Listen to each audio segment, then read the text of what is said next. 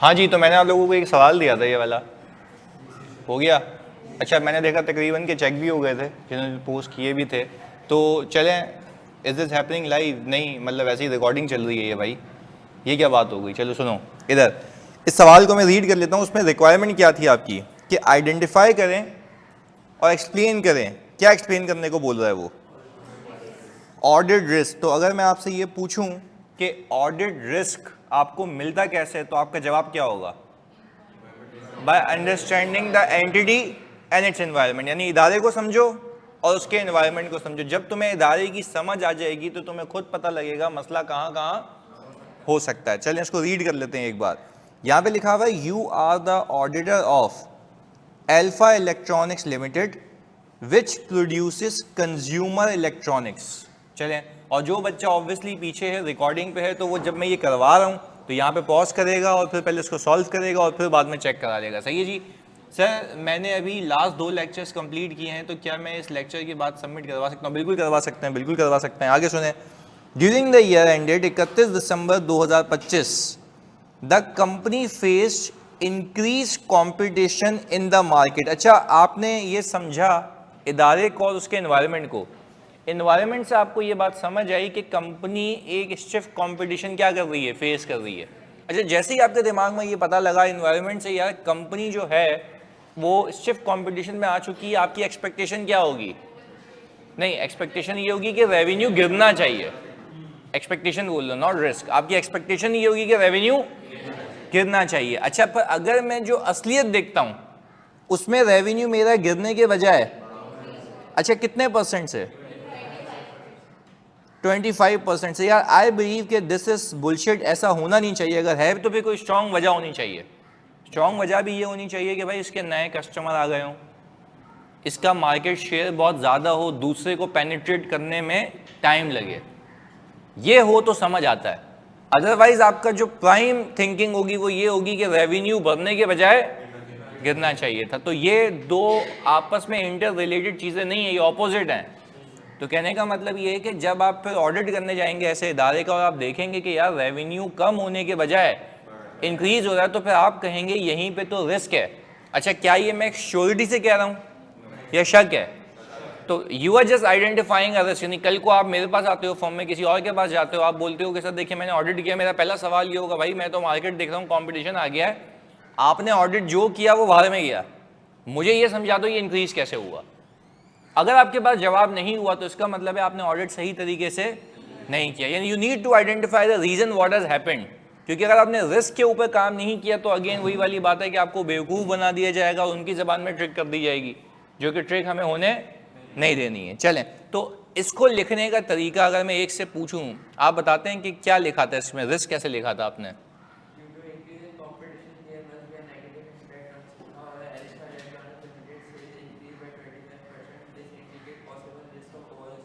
Very good, इन्होंने बड़ा अच्छा एक्सप्लेन किया। इन्होंने बोला क्योंकि यहाँ पे स्टिफ कंपटीशन है तो एक्सपेक्टेड रेवेन्यू डिक्रीज होना चाहिए बनिस्बत इसके कि ये 25% से इंक्रीज हो रहा है, तो there is the likelihood of over statement of sales. बिल्कुल सही बोला। तो यही आपने फैक्टर बताना होता है। देखो वो क्या क्या रहा है, रिक्वायरमेंट समझो, आइडेंटिफाई करो, एक्सप्लेन करो। जस्ट ये कह देना कि रेवेन्यू ओवर स्टेट होगा रिस्क है, तो भाई क्यों है, दैट नीड्स एन एक्सप्लेनेशन। तो उसी एक्सप्लेनेशन की हम ही बात कर रहे हैं कि आप अगर एक्सप्लेन नहीं करोगे तो आपको नंबर नहीं मिलेंगे। पर अगेन हैविंग सेड एवरीथिंग, मैं तुमसे ये पूछता हूँ, क्या ये तुम्हें सवाल सॉल्व करने के लिए बुक में से कुछ याद करना पड़ा या थॉट प्रोसेस है? बुक में तो सिर्फ ये लिखा हुआ है यार कि आपको एंटिटी और एनवायरनमेंट की अंडरस्टैंडिंग लेनी है, पर कैसे लेनी है, क्या करना है, वो सोचिए, सवाल ऐसा आता है। क्लैरिटी है भाई? चलो, अच्छा वैसे आगे पीछे सारे बच्चों ने तकरीबन ऐसे ही लिखा था, क्योंकि चेकिंग तो हो ही रही है वहाँ पे, वो आपको फीडबैक भी दे रहे हैं। अच्छा, बहुत सारे बच्चों ने ये मिस किया था परसेंटेज वाली बात। कोई ऐसा तुम में से जिसने सेल्स का इंक्रीज बता दिया, परसेंटेज नहीं बताई? किया था ना? तो वो मुझे मेरी टीम फीडबैक दे रही थी कि सर मतलब दे हैवंट यूज परसेंटेजेस, यानी उनको बताना चाहिए कि रेवेन्यू इतने % से इंक्रीज हो ताकि एक इम्पैक्टफुल लगे, आपको एनालाइज करना आता है तो वो फिर ख्याल रखना आगे। खैर वो तो इम्प्रूवमेंट है, ये तो मैंने आपको दूसरी क्लास में सवाल दे दिया है। आज मैं पास पेपर भी दे दूँ, वो भी पिक कर लोगे, अभी थोड़ा सा प्रैक्टिस करके। जी देखो, अमाउंट से इंक्रीज होना भी तो चलो सही है, पर आगे जाके जब मैं और उसको कॉम्प्लेक्स करूंगा तो परसेंटेजेस आपके बहुत काम आएंगी। अभी आगे कर रहे हैं ना, आज मेरे क्लास में वही चीज़ें हैं। सही है? अच्छा, मुजम्मिल ने लिखा है over statement revenue the 25% increase in spite of increased competition points to the risk of ये कोई वर्ड नहीं होता, creates a risk of overstatement, therefore the sales could be fictitious in nature. देखो, जब आपने एक बार बता दिया कि सेल्स ओवरस्टेट होगी तो ये वापस लिखने की नीड है कि फिक्टिशियस होगी, ऐसा कोई सीन नहीं है। एक ही बार बता दो ओवरस्टेटमेंट का मतलब ओवरस्टेटमेंट का रिस्क है। सेल्स रिटर्न भी मिस किया था आपने, चले ओके। फिक्टिशियस मतलब फेक सेल्स, असल में कस्टमर एग्जिस्ट ना करता हो। याद है मैंने आपको सिखाया भी था कि receivable debit sales credit, receivable debit जबकि सामने कोई मौजूद ही तो ना ये पैसे कभी आने ना कभी पैसे आएंगे, तो वो तो फेक सेल्स बुक हो रही है, फेक प्रॉफिट बुक हुए जा रहा है, बैलेंस शीट का साइज बढ़ता जा रहा है, जबकि वो कभी भी रियलाइज नहीं होंगे। तो एक्चुअली तो मैं ये कहूँगा ना कि ये रिसीवेबल कभी बैलेंस एग्जिस्ट ही नहीं करता, हम बिला वजह बुक किए जा रहे हैं, तो वो तो वैसे ही मना है, तो वो तो ऑडिट में पकड़ा जाएगा, सब्जेक्ट टू कि आपने रिस्क सही तरीके से पिक किया हो। ये बात तो आपको आहिस्ता आहिस्ता समझ आई गई होगी कि हम अगर पूरे ऑडिट में रियल लाइफ में रिस्क अगर सही पिक ना करें तो हम ऑडिट इफेक्टिवली, और ऑडिट कोई आपसे पूछे कैसे होता है तो आप बोलेंगे रिस्क बेस। कैसे होता है? Risk base. यहाँ तक अलाइंड है भाई? चले आगे आ जाओ। अब ये तो हो गया पहला रिस्क, ये तो हो गया पहला रिस्क। दूसरे पे आते हैं। इन अगस्त 2025 the company produce a defective batch of goods worth rupees 120 million, यानी उसने डिफेक्टिव बैच बनाया था। Some of these goods had already been shipped to the customer while the remainder is still in the inventory। अच्छा, तो मुझे आप बताते हैं अगर आपने सॉल्व किया है, इससे कितने मसले हैं? दो मसले हैं। एक इन्वेंट्री का इशू, इन्वेंट्री की वैल्यूएशन का, वो कैसे? क्योंकि डिफेक्टेड गुड्स हैं तो हो सकता है वो एनआरवी पे रिकॉर्ड। अच्छा, ऐसा भी हो सकता है कि आप जाओ उसने एनआरवी लॉस बुक किया हो, तो क्या आपका शक गलत था? शक सही था ना, आपको टारगेट पे पहुंचना, क्योंकि तीसरा बंदा देख के मार्केट से बोले अच्छा भाई ये तो डिफेक्टेड बैच की न्यूज आई थी इसकी, आपने एनआरवी पे काम किया, तो आप बोलोगे कौन सी एनआरवी? आपको पता होना चाहिए कि मेरा जहां मसला है वहां पे मुझे काम करना है। बेवकूफ ऑडिट तो नॉर्मल ऑडिट करके आ जाएगा, पर क्या हमें नॉर्मल ऑडिट करना है या रिस्क बेस कि मसला कहां कहां हो सकता है? जब तुम्हें पता भी तब लग रहा है ना जब तुमने ये अंडरस्टैंडिंग ली। क्लैरिटी है? चलें ओके आगे। तो अब हमने कहा कि भाई एक तो आप सब इस बात पे एग्री करते हो कि यहाँ पे एक रिस्क है कि inventory might not have been carried at lower of cost और एनआरवी। अब आप यही सबको बता दो रीड करके कि आपने लिखा कैसे था इसको। आप गलत सलत जैसे भी जो भी लिखा है बता दें। यस जल्दी, भले कोई मसला नहीं, गलत ही बता दो, मतलब मैं सुनना चाहता हूँ ना कि क्या लिखा था इन्वेंट्री वाले पॉइंट पे। इन्वेंट्री ओवर स्टेटेड होगा ना, आपने लिखा under stated. Inventory over state हुई होगी ना, अगर एनआरवी लॉस बुक नहीं किया तो आपने उलट लिख दिया। देखो आपने लिखा क्या, inventory might be under stated, ये तो गलत हो गया ना। इन्वेंट्री तो ओवर स्टेट हुई होगी अगर मैंने एनआरवी लॉस 100 रुपए की इन्वेंट्री भरी हुई है, लॉस बुक होना चाहिए ना। तो ये यही तो अल्फाज है। देखो मैंने आपको क्या सिखाया था पहली क्लास में, आपको सोचना आ गया, लिखना नहीं आता तो भी पेपर फेल हो जाता है। इसीलिए मैं लिखवाता हूँ, इसीलिए मैं चेक करवाता हूँ। मैं कोई मंथली 60,000 रुपये की कॉस्ट बियर कर रहा हूँ अपने डीएस के ऊपर कि तुम्हें जो एक PWC से, एक मेरा सॉले बचपन से मेरे साथ, मतलब उसके बचपन से, मेरे नहीं। तो कहने का मतलब ये है कि वो इसलिए लगाता हूँ कॉस्ट कि तुम्हें पता लगे कि तुम्हारी गलतियाँ क्या हैं। एक तो ये हो सकता था कि मैं अपने एआई मॉडल पे फेंक दूं, पर एआई मॉडल तो उतना बताएगा जितना उसको बताया गया है। एआई में मैं गलत चीज़ फीड कर दूंगा ना, वो भी आपको सही करके बताएगा जो आपकी भी गलत होगी। तो इसलिए मैं उस एलिमेंट को हटा रहा हूँ, उसको भी हम यूज़ करेंगे, पर पहले तो मैं आपको सिखा दूँ ना कि आपके सोचने का तरीका क्या होना चाहिए। अच्छा, अब यहाँ पे लिख रहे हैं इज दिस फाइन, चलो सही है। मुजम्मिल मुनीर भाई, जैसे मैं तो वैसे कह रहा हूँ, ये तो मैंने ऐसे ही सैम्पल बेसिस पे पूछ रहा हूँ ना। चेकिंग तो आपकी मैंने करवाई ली, वहाँ पे मैंने आपको कहा था हर एक का चेक होगा आंसर। तो यहाँ पे वापस कर देना जानी बात वही नहीं है ना, मतलब मेरी टीम भी मेरे ही सोल्यूशन को देख के आपको जवाब देगी। चलें सर, अगर क्वेश्चन में जैसे P&L आइटम एक ही दिया हुआ हो, उससे रिलेटेड रिस्क आइडेंटिफाई करेंगे और फिर उसके ही इन्वेंट्री का रिस्क भी बताएंगे। P&L आइटम मतलब अबू बकर समझा नहीं मैं जानी। अच्छा चलो, मिर्ज़ा ने एक अच्छी बात बताई, सवाल पूछा, बल्कि बात क्या बताई। मिर्ज़ा कह रहे हैं कि सर रियल लाइफ में इस तरह की इंफॉर्मेशन मिलती कहाँ से? बता देते हैं अभी। आपने कंपनी लॉ में पढ़ा होगा कि minutes of the meeting of directors होते हैं। तो आपको नहीं लगता कि जो भी कंटेंशियस मैटर्स होते हैं, जो इंपॉर्टेंट मैटर्स होते हैं, वो डायरेक्टर डिस्कस करेंगे, तो डायरेक्टर को कौन अपॉइंट करता है? यही तो करेंगे, उनका काम ही यही है। मैं पता है क्या करता हूँ, अंडरस्टैंडिंग लेने के लिए मैं जाता हूँ मैनेजमेंट के पास और मैं मैनेजमेंट को बोलता हूँ कि भाई आपके डायरेक्टर्स की जितनी भी मीटिंग हुई है उसके मिनट्स दे दें, थैंक यू सो मच। क्या दे दें? तो डायरेक्टर्स ने वो बात डिस्कस तो की होगी, और डिस्कस की होगी तो मिनट्स में भी आया होगा, क्योंकि वो मिनट्स सर्कुलेट होते हैं, वो पता होने चाहिए, अवेलेबल होने चाहिए। तो जब मैंने मिनट्स देखे तो मिनट्स में मैंने देखा भाई यार ये तो डिफेक्टेड बैच का गुड्स आया था, तो डायरेक्टर्स की नॉलेज में तो आना चाहिए ना कि मेरी सेल हिट होगी। तो ये वो फैक्टर होते हैं जो मुझे पता लगते हैं वहां से। सही है, आगे जाके ये पूरी चीजें हैं कि मैं कैसे कहां से ये इंफॉर्मेशन लाऊंगा, पर अभी एक फेयर आइडिया देने के लिए कि मुझे कहां से पता लगा होगा, डायरेक्टर्स के मिनट से। क्लैरिटी है? अच्छा एक और चीज सिखाता हूं आप लोगों को आपकी नॉलेज के लिए। सर और कहां से पता लग सकता है? मैं ये बोलता हूं, आपने कोई कस्टमर कंप्लेन लॉग बनाया है? पूछता हूं क्लाइंट से कि आपने क्या कोई कस्टमर कंप्लेन लॉग बनाया? ये तो ऑडिट करने का तरीका है ना, अभी तो हम रिस्क आइडेंटिफाई कर रहे हैं, उस पर भी आते हैं। मैंने पूछा अगर आपने कोई कस्टमर कंप्लेन लॉग बनाया है, तो सामने वाला कहता है हाँ बनाया है। तो मैं उसको ये बोलूं कि मुझे बताओ कौन कौन सी कंप्लेन आई है, या वो लॉग ही ले लूं? लॉग क्यों ले लूं? ताकि समझ आए कि उसमें कौन कौन से ऐसे क्लेम्स हैं जो उसने हमें बताए नहीं है जबकि आ चुके हैं, तो वहां से पता लग जाएगा। तो ये वो एरियाज होते हैं जहां से आपको चीजें पता लगती हैं, वो तो अभी करना सिखाना है। अभी तो हम बोल रहे हैं कि आप समझो ये पता लग चुका है, और अगर ये पता लग चुका है तो आपका रिस्क क्या होगा, उस पर भी आऊंगा कि ये इंफॉर्मेशन मिलेगी कहां से। अभी हम क्या कह रहे हैं, इंफॉर्मेशन मिल चुकी है, इंफॉर्मेशन मिलने के बाद तुम्हारा दिमाग के डायरेक्शन में जाता है। अब इस इंफॉर्मेशन पे पहुंचने के लिए आपको क्या क्या पैंतरे आजमाने वो मैं सिखाऊंगा। पर अभी हमारा व्यू क्या चल रहा है कि ये इंफॉर्मेशन मिल चुकी है, उसको मिलने के बाद आपके कौन कौन से रिस्क एलिवेट होते हैं। अलाइंड हो? ऑनलाइन वाले जल्दी बताओ, बात समझ आती है जानी जल्दी से? सर जी ऑपरेशंस का आइडिया कंपनी के मेमोरेंडम से मिल सकता है। बिल्कुल, मेमोरेंडम में तो लिखा हुआ होता है ना, object clause, principal business clause, यही तो होता है, वहीं से पता लगता है आपको। और कंपनी के फाइनेंशियल से देख के भी पता लगता है आपको।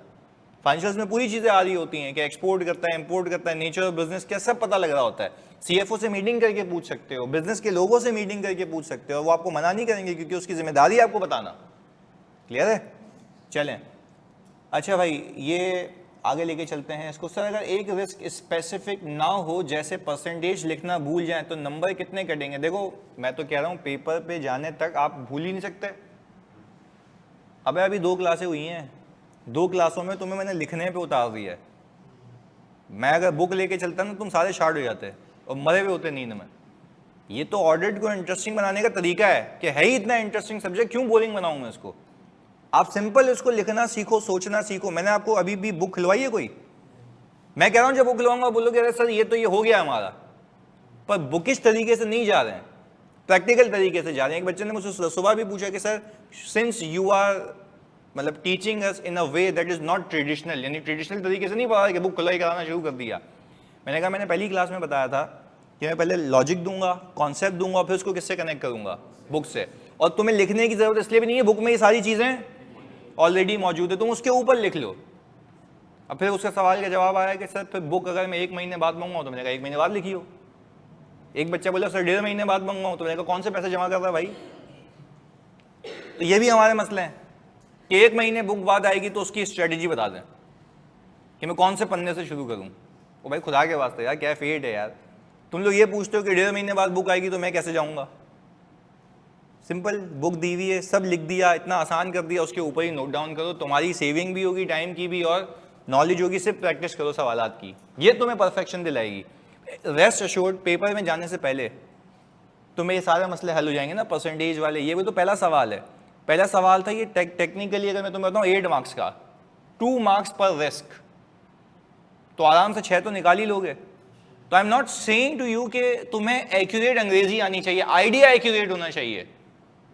अंग्रेजी मुझसे नहीं मैच करना क्योंकि एक्सपीरियंस में फर्क है, और तुमसे अगर पियासी वाला मैच करेगा वो तुमसे कम होगा।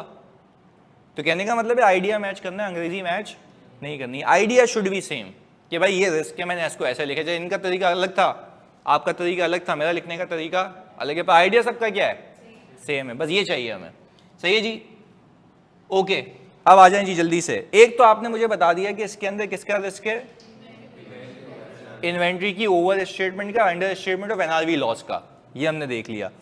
इसमें एक और रिस्क है सेल्स रिटर्न का, कि हो सकता है सेल्स रिटर्न सही तरीके से बुक, अगेन आप यूं भी कह सकते हो कि ओवर स्टेटमेंट ऑफ सेल्स का रिस्क है और under statement of sales return का। अच्छा, तो यानी हम ये कह सकते हैं कि सेल्स पे दो रिस्क हैं, एक तो कंपटीशन की वजह से और एक सेल्स रिटर्न की वजह से, क्योंकि हमने कौन सा बैच सप्लाई किया है, डिफेक्टेड गुड्स का।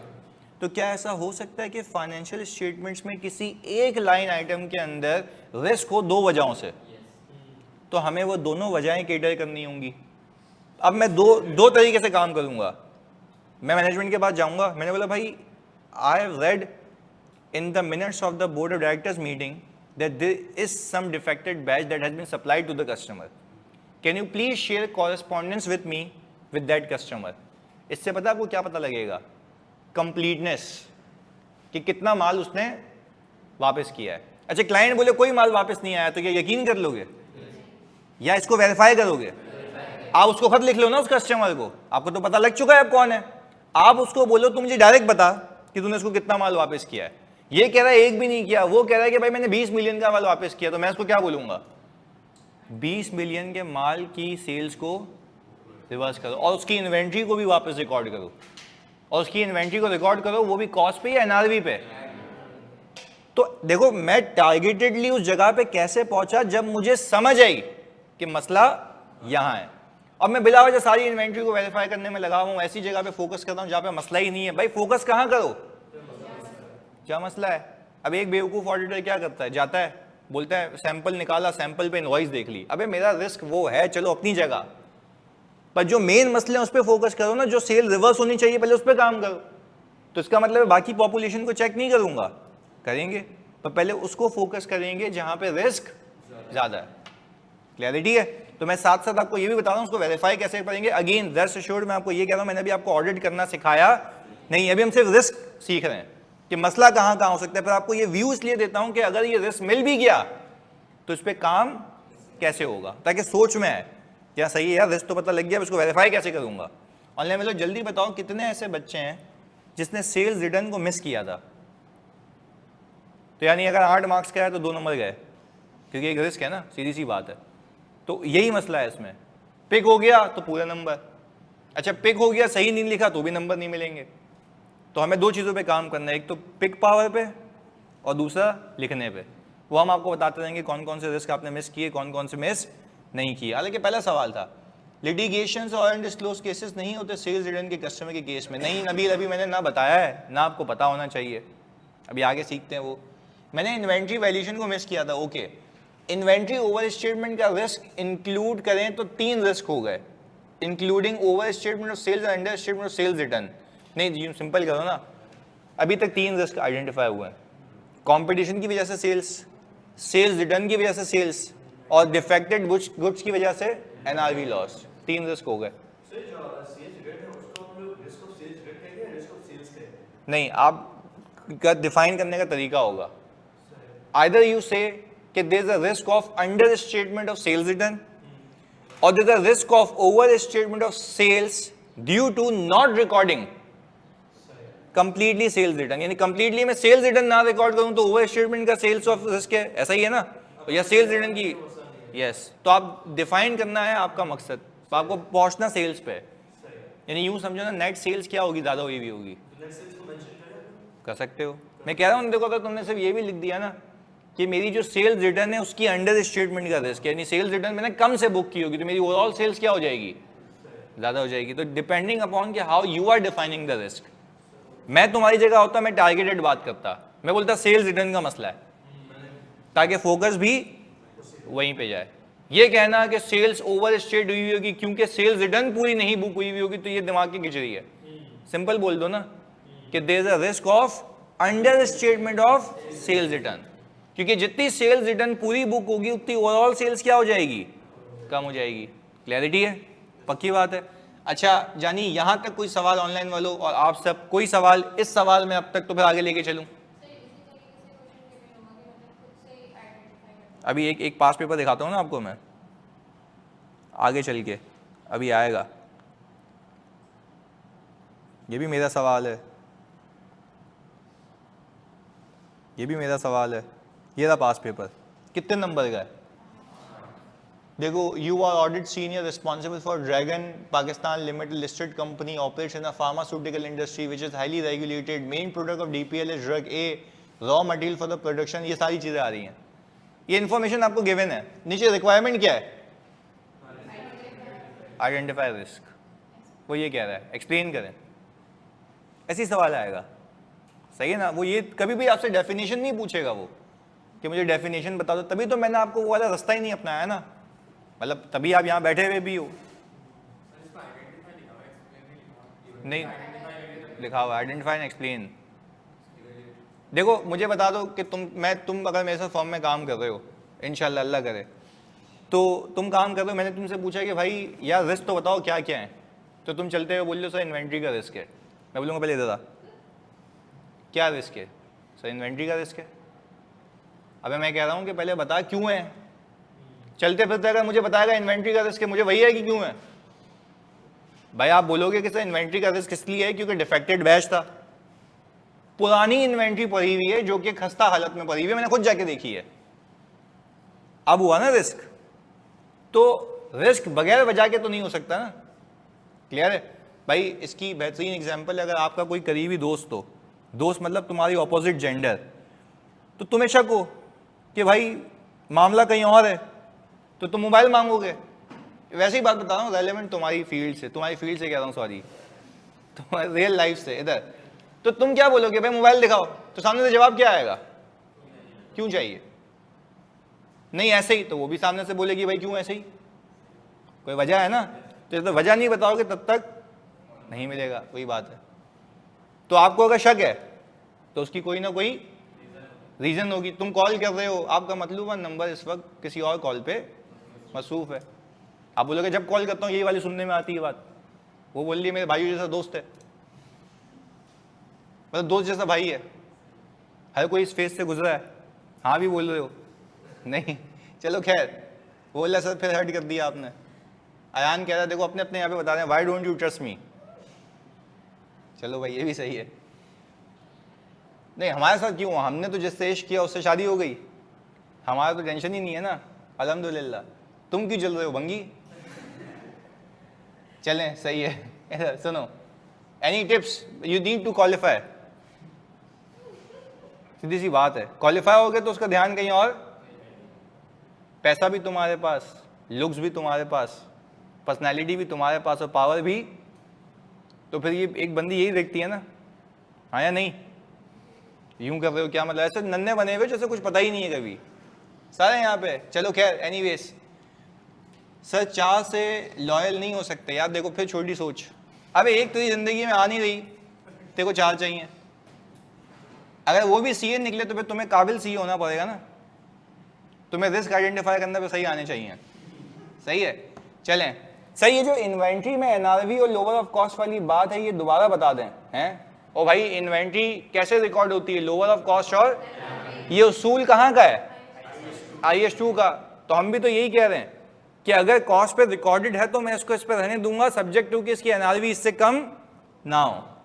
और एनआरवी कब होगी कम, जब वो खराब हो, जब आपको कोई ऐसा सबूत मिले इधर उधर से कि लगे आपको कि इन्वेंट्री की एनआरवी मुकाबलतन उसके कॉस्ट के। लोअर कॉस्ट एनआरवी का तो प्रिंसिपल पहली क्लास में सिखाया था वापस से। क्लियर है भाई, चलें जी ओके। अब इसके बाद वो यहां पे कह रहा है कि on 28 December 2025 a fire broke out at the company's factory damaging a significant part of the plant। हाँ भाई इससे क्या मसला है, ये पिक हो गया था तुम लोगों से। अच्छा ये तो FR1 में भी तुम सीखते हो कि जो तुम्हारे इम्पेयरमेंट इंडिकेटर्स होते हैं, यस एक्सटर्नल, ये तो इंटरनल है। तो आपको पता लग गया कि वो अगर डैमेज हो चुका है तो यहाँ पे आपकी ऑल टुगेदर इम्पेयरमेंट का मसला होगा। कुछ बच्चों ने यहाँ पे डेप्रिसिएशन भी लिखा था, यहाँ पे वो रेलेवेंट नहीं है। अबे जब एक चीज रही नहीं तो डेप्रिशिएट क्या करोगे? लॉजिकल बात है ना। तो सर आपने 5G वाले में क्यों कराया था? भाई 5G में चीज थी नहीं तो डैमेज, अगेन बात है ना, डैमेज तो है पर डैमेज से मेन रिस्क क्या क्रिएट हो रहा है? मेन चीज। तो हमने भी फोकस किस पे करना है? इम्पेयरमेंट के ऊपर। अनलेस के वो बोले कि इसके बाद इसकी लाइफ कम हो जाएगी सही होने के बाद, तो वो तो कोई फैक्टर ही नहीं है ना। अब मैं उसको रिपेयर करा लूँ, सही करा लूँ, तो ऐसी बात है फिर मैं ये कहूँगा ना कि यार चलो सही, अब देखते हैं इसकी लाइफ कितनी बाकी है। तो यहाँ पे लाइफ की कोई ऐसी इंडिकेशन, मैंने जो एग्जांपल दी थी आपको वहाँ पे क्लैरिटी से ये बताया था कि भाई टेक्नोलॉजिकल चेंजेस हैं, तो वो टेक्नोलॉजी कब तक चलेगी वो क्लियरली इंडिकेट कर रहा है कि मेरी लाइफ क्या हो चुकी है, कम हो चुकी है, बदल चुकी है। क्लियर है? या मतलब हम तो इम्प्रूवमेंट कर रहे हैं ना, सिर्फ इम्पेयरमेंट लिख दो तो उसमें ज़्यादा अच्छा है। सही है? अगर यहाँ पे प्लान ना होता, कोई ऐसा एसेट होता है जिसकी कंपोनेंट अकाउंटिंग नहीं होती, तो अगर उसका कंपोनेंट अकाउंटिंग मतलब यहाँ पे प्लान है तो इसका कोई पार्ट अलग से भी हम डेप्रिशिएट कर सकते हैं। वो अभी बताएगा ना, फिर वो बताएगा ना। देखो कंपोनेंट नहीं, तुम कहो सिग्निफिकेंट कंपोनेंट होता है किसी प्लांट का। अगर प्लान मतलब ना हो तो अगर प्लांट उसके बगैर नहीं चल पाए तो भी तो इम्पेयर्ड ही है ना। नहीं सर, मतलब मैं ये कह रहा हूँ कि अगर ऐसा एसेट हो जिसकी हम कंपोनेंट अकाउंटिंग ना करें, मतलब होल एसेट की हम अकाउंटिंग करें और उसका कोई हिस्सा जैसे डैमेज हो जाए, तो फिर तो हम यही कहेंगे कि इसकी लाइफ रिड्यूस होने का रिस्क है। नहीं, तुम उल्टा कह रहे हो ना। देखो एक तुम पूरा एसेट, एक तुम्हारे पास है शिप है, जैसे तुम्हारे एफएआर में सवाल भी है, शिप होता है, शिप के 3-4 कंपोनेंट्स हैं, तुम अलग अलग कंपोनेंट्स की अलग अलग अकाउंटिंग नहीं कर रहे, ये कह रहे हो, उसको सिंगल लेके चल रहे हो। अब वो डैमेज हो गया, अब सवाल ये है, तुम 3-4 सवाल अपने आप से और करो कि अब सवाल ये है कि क्या उस पार्ट के डैमेज होने से पूरा एसेट चल पाएगा? इसमें we can not take assumptions ना, ताकि मुझे जब तक पता ना हो। अब एक हाइपोथेटिकल एग्जांपल तो बच्चा बना लेता है कि सही है भाई, पूरा एसेट ही नहीं चल पाएगा, तो पूरा एसेट ही क्या हो जाएगा? क्योंकि जब तक उसका काम रुका हुआ है उसके वैल्यू इन यूज के कैश फ्लोज आएंगे ही नहीं। जब कैश फ्लो नहीं आएंगे तो पूरा एसेट गया, क्योंकि उस कंपोनेंट की अपनी कोई खुद से औकात, क्योंकि वो उसके बगैर चल ही नहीं सकता। बात समझ आई? ऐसे सोचना है। पर अगेन सवाल रेलेवेंट कहता हूं, पर इस कॉन्टेक्स्ट में कहता हूं। सही है? ओवरऑल इम्पैक्ट किस पे आएगा? पूरे एसेट पे। ये तो पूरी फैक्ट्री हो गई है ना, वो तो उसका सवाल अलग था। वो कह रहा है कि भाई ये कंपोनेंट हुआ है। नहीं, देखो क्या कह रहा है, a fire broke out at the companies factory damaging a significant part of the plant. अब फैक्ट्री तो बिल्डिंग है ना, बिल्डिंग को तो मैं रिपेयर करा के वैसे ही चला लूंगा, अनलेस के फैक्ट्री तबाह हो जाए पूरी। तो यहाँ पे कह रहा है फायर तो हुई है, उसने किया क्या है?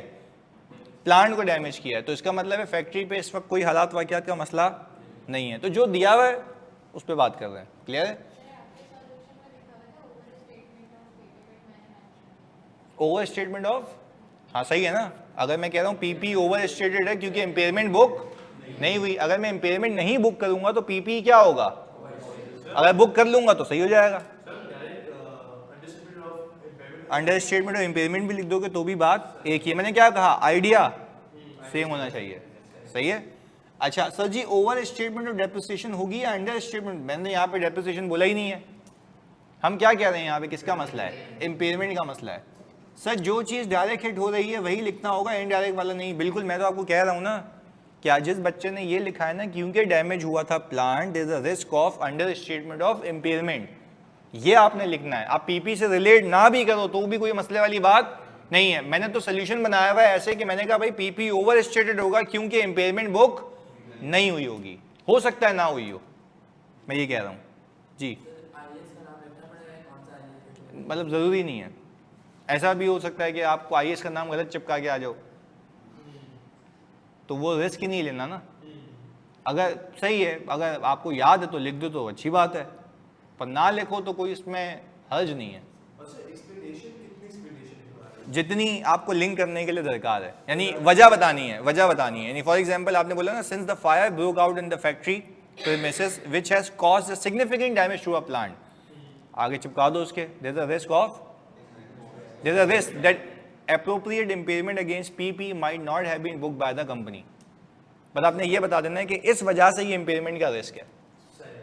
यूं सोचो, फैक्टर उठाओ सवाल से, उसको हाँ फाइनेंशियल स्टेटमेंट के किसी लाइन आइटम से लिंक करो, बिल्कुल फाइनेंशियल स्टेटमेंट के किसी लाइन आइटम से लिंक करो, बताओ उसमें रिस्क क्या है। क्लियर है, सिंपल, ज़्यादा डिटेल में नहीं। देखो अभी तो मैं यही कह रहा हूँ ना, अभी तो आपकी बेसिक्स हैं, अभी तो मैं आपको सिर्फ लिखना सिखा रहा हूँ कि यार आपको रिस्क को डिफाइन करके कैसे लिंक करना है।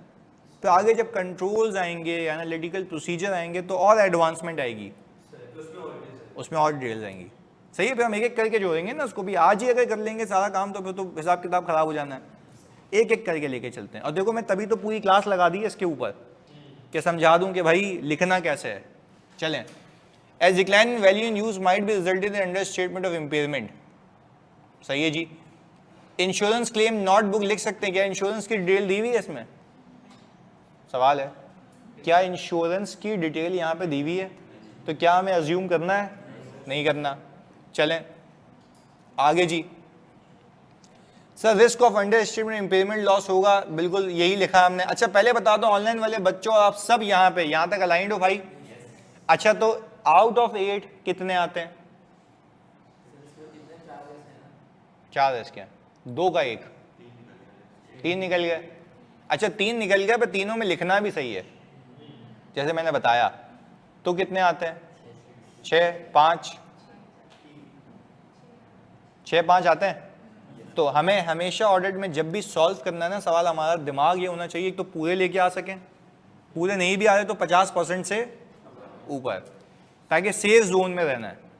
और मैं अगेन रिपीट कर दूं, अपने आप को इन पैरामीटर्स पर असेस करो। आपने कुछ अभी याद नहीं किया, आपने सिर्फ सीखा, समझा, उसको अप्लाई कर लिया। जब उस पर ही आ रहा है तो सोचो कि जब आगे हाथ सेट हो जाएगा, कुछ मटेरियल दिमाग में होगा तो वो और भी परफेक्शन आ जाएगी इंशाल्लाह। क्लियर है? चलें भाई आगे अगले केस के ऊपर। चलो ओके। तो यानी सो फार हमने ये सीखा कि भाई अगर आप किसी भी कंपनी का ऑडिट करने जा रहे हो तो आप ऐसे ही मुंह उठा के ऑडिट नहीं कर सकते। आपने सबसे पहले क्या करना है? आइडेंटिफाई करना है रिस्क। और वो कैसे होगा? जब तुम अंडरस्टैंड करोगे एंटिटी को और उसके एनवायरनमेंट को। चलें अब मैं आपसे पूछूंगा, आप मुझे बताएंगे। जैसे मैंने आपको बताया था कि मैं यू माइक्रो फाइनेंस बैंक का ऑडिटर हूँ।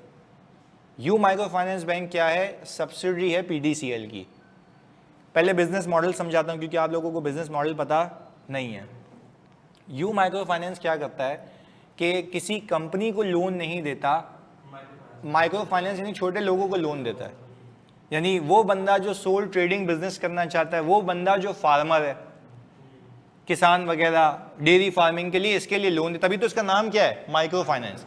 इसके बाद लाइसेंस भी होता है माइक्रो फाइनेंस का। क्लैरिटी है? ओके।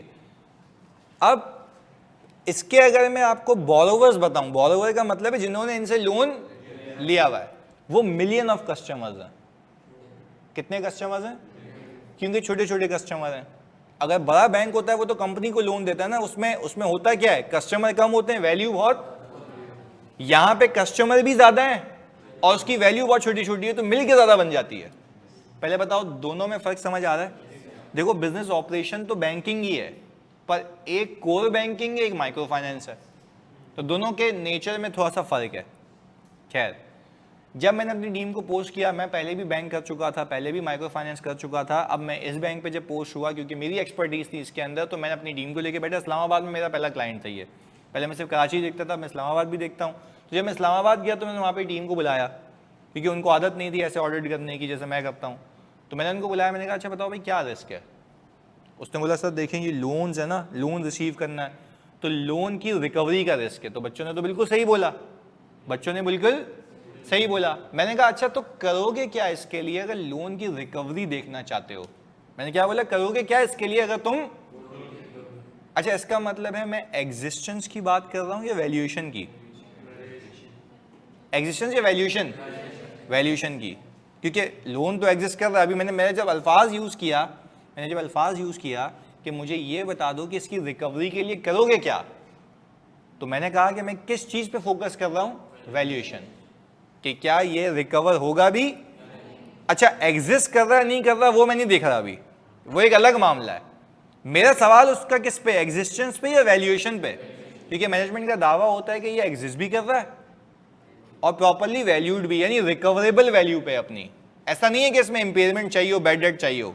अलाइन हो यहां तक? चलें जी।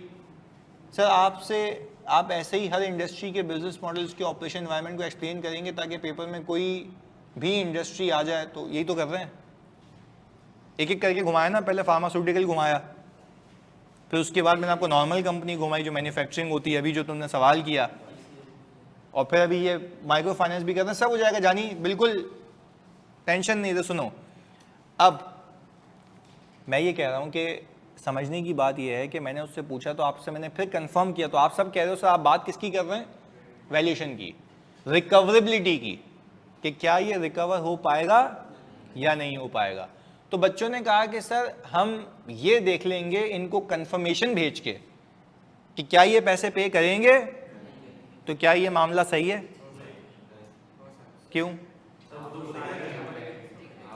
नहीं? इतने सारे भी हैं, 800 सैंपल आ गए, 800 को भेज दिया मैंने। यस, वो तो बोलेंगे ना कि मैं करूंगा, उसकी रिकवरेबिलिटी कैसे असेस करनी है वो मैं आपको बताता हूँ।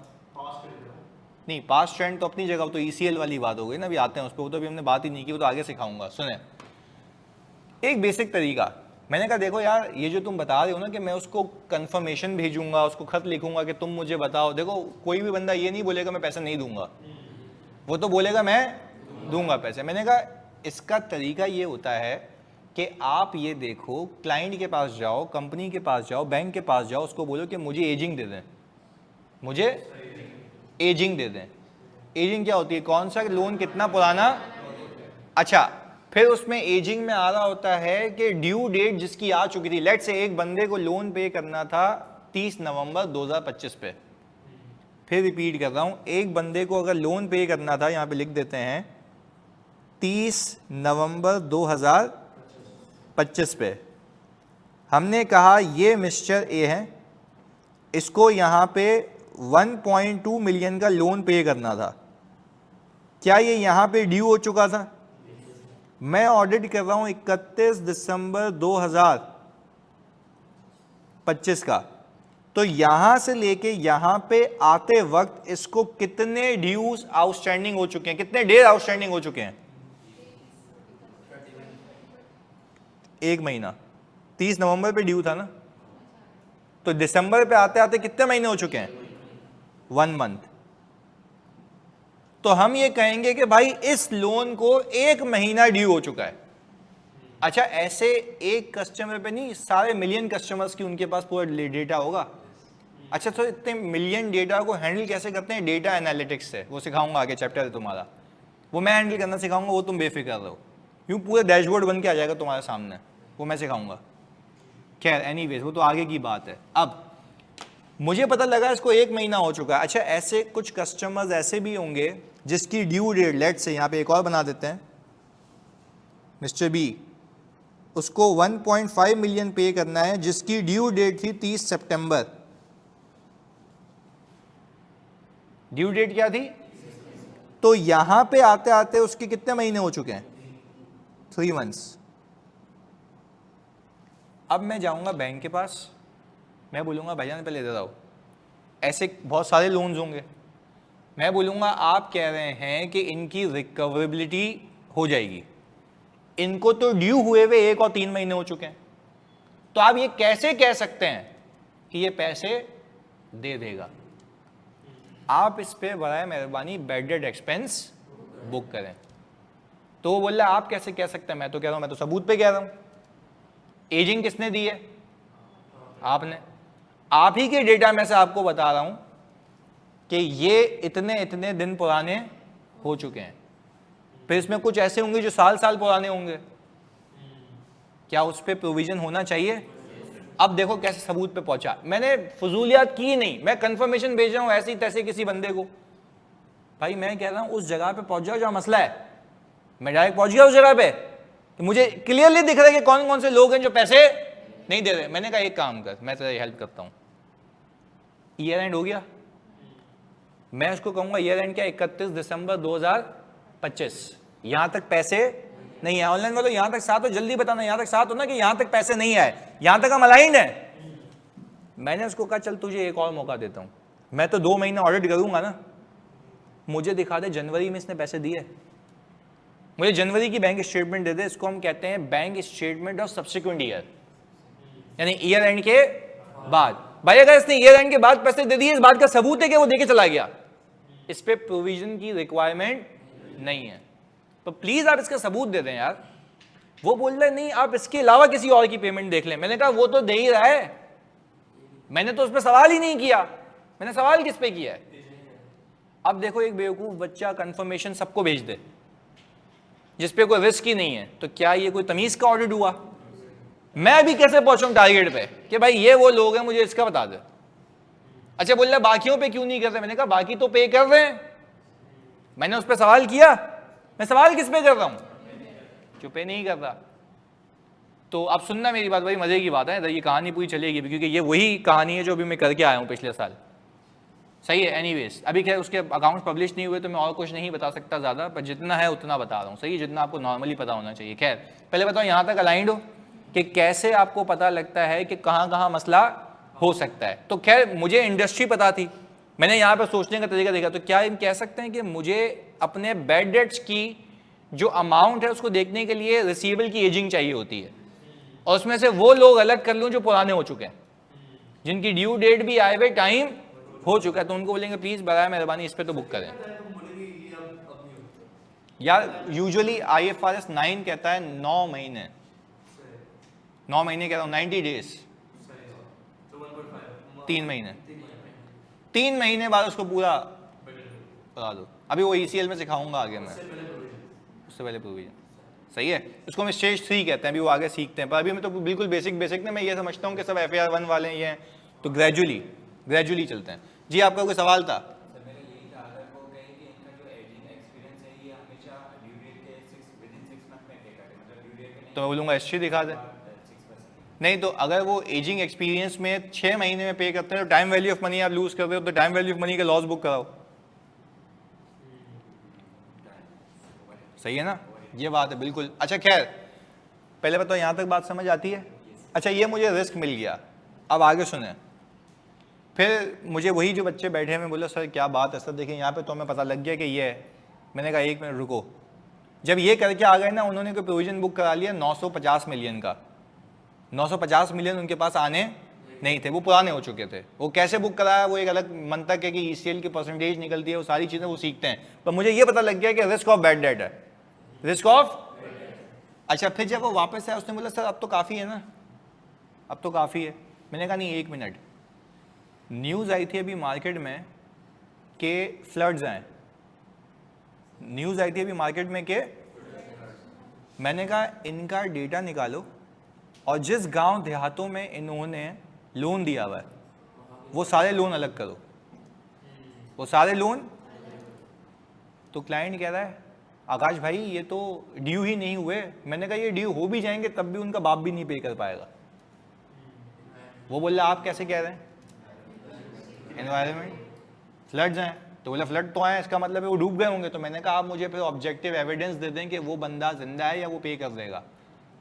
मैंने कहा ये सबूत मेरे पास है कि वो पे नहीं करेगा अनलेस कि आप कॉन्ट्ररी दिखा दो। फिर मैंने पता उनको क्या किया, प्लीज सुनना। फिर मैंने कहा कि एक काम करो, उसी एरिया के जिन जिन लोगों की पेमेंट अभी ड्यू थी, अभी यानी जनवरी के महीने में कह लो, यानी ये के बाद भी, वो उठाओ मुझे दिखा दो कि किसी बंदे ने टाइम पे किया हो। मैंने सारे बंदे उठाए, यानी मैंने सिर्फ 15 उठाए, वो थे कोई 650 उस जोन में जो उठाए थे। मैंने कितने उठाए उसमें से? मैंने कहा इन 15 की जनवरी 2, जनवरी 4, जनवरी 6, जनवरी 8 की पेमेंट ड्यू आ रही थी ईयर एंड के बाद, कि मतलब ईयर एंड के बाद ड्यू थी। सैलाब तो ईयर एंड से पहले आया था, पेमेंट कब ड्यू थी? सैलाब कब आया था? मैंने कहा तू चल एक काम कर, बाद में दिखा दे कि उसने पे किए, किसी एक बंदे की पेमेंट नहीं आई थी। तो मैंने कहा इसका मतलब क्या है? इसका मतलब है कि ये रीजन के लोग पैसे पे नहीं करेंगे। तो मैंने कहा सॉरी टू से आपको बुक करना पड़ेगा। तो वो 950 मिलियन जो टीम ने बुक कराया वो उठ के आ गया 1.8 बिलियन पे, 1.8 बिलियन पे, क्योंकि वो उस पूरे रीजन के लोगों को उड़ा दिया ना। तो वो लोन मिला के वो पूरा कितना हो गया 1.8 बिलियन। तो जाहिर सी बात है, आप एक सोचो कि एक कंपनी के प्रॉफिट के अंदर इतना बड़ा लॉस आ जाए तो उसका तो तिया पाचा हिल जाएगा, ये वाली बात है। तो जब ये हिसाब किताब हुआ तो हमें समझ आया कि यार देखो अगेन मैं जिस भी कंपनी का ऑडिट करूं मुझे एंटिटी को तो समझना ही समझना है, उसके एनवायरनमेंट को समझना है। तो क्या यहाँ पे फ्लड ने इनके लोन्स को इफेक्ट किया? अच्छा, अब इसी एग्जाम्पल से धमकियाँ आती हैं, बिल्कुल आती हैं, बट ऐसी की तैसी कौन क्या ही कर सकता है। तो सुने, खैर हम तो एक काम कर रहे हैं ना, और काम में किस बात कर रहे हैं यार, मतलब ये तो है ही, ऑनेस्टी से करना है। खैर एनीवेज प्लीज सुनना। अब एक और चीज़ सुने फोकस के साथ, इसी एग्जाम्पल को मैं एक बेहतरीन एग्जाम्पल में कन्वर्ट करता हूँ। अगर आप सोचें क्या मैं इंश्योरेंस कंपनी का ऑडिट कर रहा हूँ, अच्छा इंश्योरेंस कंपनी कमाती कैसे है? प्रीमियम से, और एक्सपेंस क्या होता है? क्लेम। साथ साथ अब देखो अंडरस्टैंडिंग दे रहा हूं, कमाती कैसे है और एक्सपेंस क्या होता है। अब मैं तुमसे पूछता हूं, उससे पूछूंगा तुमने जवाब देना है, सही है? और जिससे पूछूंगा यहां पे वो बाकी तुम लोग बता सकते हो। मैं अगर इंश्योरेंस कंपनी का ऑडिट कर रहा हूं और मैंने देखा कि उस इंश्योरेंस कंपनी ने, अब तुमसे रेलेवेंट एग्जांपल, गुल प्लाजा में आग लगी थी अभी, आया नहीं? उस इंश्योरेंस कंपनी ने गुल प्लाजा को इंश्योर किया हुआ था, तो क्या रिस्क है? Under statement of what? Claim expense. अच्छा, सारे क्लेम एक्सपेंस या स्पेसिफिक? आप बोलोगे बाकी मैं देख लूंगा, पहले ये दिखा दे। नहीं यही बात समझ, बाकी मैं देख लूंगा, पहले ये दिखा दे। तो देखो स्पेसिफिक पहुंच गया ना। तो मैं कह रहा हूं इसलिए तो एनवायरनमेंट पे नजर रखनी है। अब जैसे ऑपरेशंस होंगे वैसे एनवायरनमेंट उसको हिट कर रहा होगा, जैसे वैसे एनवायरनमेंट उसको हिट कर रहा होगा। तो हम भी तो यही सीख रहे हैं कि भाई इंडस्ट्री जो भी उठा लो, पर खाली मुझे इंफॉर्मेशन दो, मैं सोच के दिखाऊंगा। क्लियर है? तो अच्छा एक और चीज, इसी फ्लड्स की एग्जांपल को रखूं, ये वाले कौन से सर, कौन से वाले कौन से सर? जवाद आजम खान, स्पेसिफिक गुल प्लाजा वाले, हाँ ये वाले मतलब स्पेसिफिक। तो क्या इसके अलावा कोई क्लेम्स नहीं होंगे? पर जो मुझे पता है श्योर शॉट, वो तो बुक कराओ ना यार, वो तो कराना चाहिए बुक आपको। तो ये बात सिखाने लगा हूं, क्लेम्स की अंडर स्टेटमेंट का रिस्क नहीं आएगा गुल प्लाजा वाले में। तो यही तो कह रहे हैं ये लोग भी। हमने क्या ओवर स्टेटमेंट कहा था क्या? हम भी क्या कह रहे हैं? तो हम कह रहे हैं क्लेम्स की अंडर स्टेटमेंट का रिस्क है, पर क्या वो ऐसे ही है, कोई बेसिस है? तो भाई since fire occurred in Gul Plaza and Gul Plaza is a customer of the company, so there is a risk of. तो देखो पूरा जुमला बन गया ना यार कि इस वजह से वहां पे रिस्क है। अच्छा अगर गुल प्लाजा में आग लगी होती और इस कस्टमर इस कंपनी का कस्टमर ना होता, वो क्यों नहीं है? तो आग नहीं लगी, तो रेलेवेंट नहीं है ना। तो एनवायरनमेंट भी रेलेवेंट बनाना है। ऐसे तो नहीं दुनिया में जो हो रहा है आप अपनी कंपनी से चिपका दोगे, जो इसके लिए रेलेवेंट होगा वो यहाँ पे आएगा। अलाइंड हो यहाँ तक? सही जी ऑनलाइन वालों? तो सर ऐसे तो इंश्योरेंस कंपनी को हैवी पे आउट करना पड़ेगा। तो क्या तुझसे पूछ के करेंगे? भाई करना ही तो है ना, सिंपैथी देखो उसकी कंपनी के लिए, कंपनी को हैवी पे आउट करना पड़ेगा। तो इंश्योरेंस करवाता क्यों है बंदा? कि नुकसान हो तो भरपाई है। तो आज तक उस इंश्योरेंस कंपनी ने कमाया भी तो होगा ना। आज जब पे करने की बारी आई है तो पे करेगा भी। तुम्हें कहेगी सिंपैथी है भाई। आयशा कह रही है सर अंडर स्टेटमेंट कैसे? सर समझ नहीं आया, अभी बताते हैं। भाई एक जगह आग लगी, उस जहां पे आग लगी है वहां पे EFU जर्नल ने इंश्योरेंस किया हुआ है। मैं EFU का ऑडिटर हूं। EFU ने वो क्लेम एक्सपेंस अगर रिकॉर्ड नहीं किया होगा तो क्या अंडर स्टेटमेंट का रिस्क है या ओवर स्टेटमेंट का? आयशा बात समझ आ रही? जल्दी बताएं। अंडर स्टेटमेंट का रिस्क है ना, कि उसने अपने क्लेम को सही तरीके से रिकॉर्ड या पूरा रिकॉर्ड नहीं किया होगा। अच्छा तो इसके लिए सर आपने फिर ऑडिट कैसे किया था? भाई ऑडिट ऐसे किया था, तो मैंने कहा कि सर्वेयर अपॉइंट होता है। आप कार भी एक्सीडेंट कर दो ना, सर्वेयर आता है। कोई आइडिया है थोड़ा सा? कि जब, चलो मैं ही बता देता हूँ, सुनो गरीब सारे इधर। मैं ये कह रहा हूँ कि भाई जब आपका कोई भी इंश्योरेंस करवाना होता है या इंश्योरेंस क्लेम आता है, दोनों केसेस में सर्वेयर आता है। वो सर्वे करता है कि नुकसान कितना हुआ है। ऐसा तो नहीं है नुकसान 5 रुपए का हुआ है, मांग 50 है, तो चेक करेगा आगे। अच्छा फॉर एग्जाम्पल अगर एक बंदे के पास कल्टस है, उसने इंश्योरेंस की अमाउंट डलवाई हुई है ऑडी की, तो वो उसने क्या किया, चलती गाड़ी से जम मार दी, गाड़ी ढुक गई आगे, उसने बोला लाओ ऑडी के पैसे, कल ऑडी में घूम रहा है। ऐसा तो नहीं होगा ना। तो जब इंश्योरेंस कराने जाएंगे तो समझने की बात है, जो इंश्योरेंस करने के लिए आएगा सर्वेयर, वो भी देखेगा कार कौन सी है, मॉडल कौन सा है। वो कभी भी उस वैल्यू से ऊपर इंश्योर नहीं करेगा जो उसकी मार्केट वैल्यू से ज्यादा हो। बात समझ आती है? तो वो भी जाके देखेगा अच्छा भाई ये चीज तो सही है इसको हटा दे, ये चीज तो सही है इसको हटा दे, जो खराब है वो लिख के पूरी रिपोर्ट बनाएगा। तो हम ऑडिट में क्या करते हैं, सर्वेयर को बोलते हैं भाई रिपोर्ट शेयर कर। और ऐसा भी हो सकता है कि अगर हम एक्सपर्ट नहीं है तो हम अपना सर्वेयर लगा दें इंश्योरेंस का और बोलें कि भाई तू हमारे बिहाफ पे चेक कर क्या ये क्लेम इतना बनता है या नहीं बनता। इससे क्या मुझे क्लेम की एक्यूरेसी कंप्लीटनेस पता लग जाएगा। अबे तुम यहां तक पहुंचते ही तब जब तुमने रिस्क निकाला होता। एक बंदा है बेवकूफ जिसको पता है कि गुल प्लाजा इसका कस्टमर है और उसने उस पर फोकस ही नहीं किया, तो क्या वो रिस्क आइडेंटिफाई हुआ? और हो सकता है कि मैनेजमेंट ने उसका इतना चुन्ना सा क्लेम बुक करके निकाल दिया हो। ऐसा है? इसी क्लाइंट पे तो मैं एक एग्जांपल भी देता हूं। जब हमारे बच्चे गए ना उनको बोलने कि हमारे सर ने कहा है कि भाई ये वाला जो है ना आपने क्लेम बुक करना है, तो उसने बच्चों को जवाब क्या दिया, देखो आग तो लगी है ईयर एंड से पहले, पर इसका क्लेम फाइनल होगा ईयर एंड के। तो बच्चों को कहा मैं रिकॉर्ड कब करूंगा? सुनो सही, बच्चे आए फिर ये सुन के बोले सर वो तो कह रहा था कि सर क्लेम तो फाइनल हुआ ही नहीं है। अभी मैंने कहा वो अक्रूवल तो आज बुक होगा ना, अक्रूवल प्री पेमेंट का कॉन्सेप्ट कहां गया? मैंने कहा एस्टिमेट करेगा वो। तो मैंने कहा क्या मतलब हम मर गए? 2 महीने अभी ऑडिट कर रहे हैं ना, 2 महीने में आराम से क्लेम हो जाएगा, आराम से सर्वे हो जाएगा, हम वेट करेंगे, हम उससे बुक कराएंगे। तो बोल रहा सर पेमेंट तो बाद में होगी। मैंने कहा रिकॉर्ड होना अलग बात है, पे होना, कैश फ्लो में तो यही सीख सीख के मर गए थे। सेल होना अलग बात है, रिसीव होना, COGS होना अलग बात है, पे होना। तो ये तो हमने उसको समझाया फिर वहां पे बैठ के, लग रहा है FA 1 की क्लास चल रही थी। सही है? अच्छा खैर ऑनलाइन में तो जल्दी बताओ जानी, यहां तक बात समझ आती है? इंडस्ट्री वाइज जल्दी से सारे बच्चे। सही है, उसको ये याद है, बोल रहा सर होना अलग बात है, अपना होना अलग बात है। राइट की बात कर रहा है। चलें खैर एनीवेज, तो चलें एक ये हो गया था। शायन कह रहे हैं डिस्कनेक्ट हो गया, तो जानी नॉट माय फॉल्ट, डिस्कनेक्ट होना क्या मेरी गलती है? मैं क्या पूरी कहानी वापस सुना दूं? नहीं, ऐसा नहीं हो सकता ना, बाकी सब नाराज हो जाएंगे। जानी प्लीज नहीं जानी, ये तुम कहीं और आजमाना, यहाँ पे इमोशंस नहीं चलते इधर। अच्छा खैर अब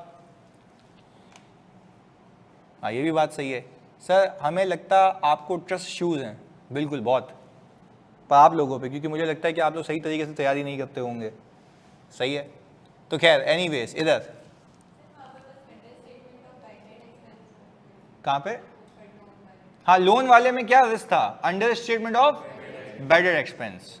बिल्कुल ऐसा ही है। चलें अब आगे, रिस्क ऑफ बैड डेट्स के कुछ और केसेस, जैसे कि आपको मैंने पहले भी बताया था, ये लिखना भी जरूरी है। अगर आपको पता लगे कस्टमर बैंक करप्ट हो गया है, तो कहां से पता लगेगा? न्यूज से, मार्केट में पता लगा। अच्छा एक और चीज है, मार्केट के अलावा मिनट्स ऑफ द मीटिंग में डायरेक्टर डिस्कस कर रहे हैं कि यार इसने तो पैसे नहीं दिए इतने टाइम से और ये इज गॉन इनटू लिक्विडेशन, तो क्या वहां से भी पता लग सकता है?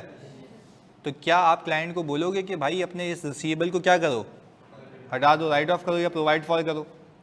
तो जब आपको पता लग जाएगा तो आपने करना है। देखो दूसरी एग्जांपल मैंने क्या लिखी, लॉन्ग आउटस्टैंडिंग कस्टमर अपीयरिंग, ये क्यों बना के सिखाया था पीछे देखना, ये रहा। मिस्टर ए के 4 लाख रुपए कितने दिन पुराने हो चुके हैं? इस ब्रैकेट में आ रहे हैं, और अबव 90 डेज में कितने पड़े हुए हैं? और देखो इसके बाद इसको हमने बेचना बंद कर दिया। कैसे पता बेचना बंद कर दिया? शुरू के जो आ रहे हैं 2 महीने उसमें आ ही नहीं रहा, तो इसका मतलब है जब हमें समझ आ गया हमने इसको सेल करना बंद कर दी है। पहले तो बात समझ आ रही है? तो एजिंग बना के पहले इसलिए दी ताकि समझा पाऊं एजिंग ऐसी होती है। क्लियर है? अच्छा मिस्टर बी आ रहे हैं, उसके कितने हैं?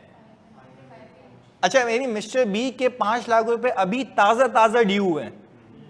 0 से 30 के बीच का मतलब ये है कि उसको हो सकता है 2 दिन हुए हो, 3 दिन हुए, वो पैसे आ जाएंगे। ज्यादा रिस्क किसमें?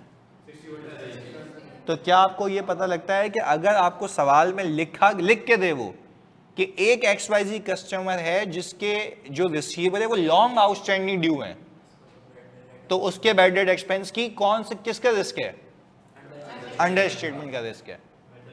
तो ये सोचने का तरीका देना, क्योंकि इतने बड़े सवाल में इतनी सारी चीजें छोटी छुपी हुई होंगी, तो वो आपने पिक करना चाहिए। ये यहां से मसला आ रहा है, ये यहां से मसला आ रहा है, ये यहां से मसला आ रहा है। तो रियल लाइफ में भी यही होता है, चीजें छुपी हुई होती हैं स्लाइडली।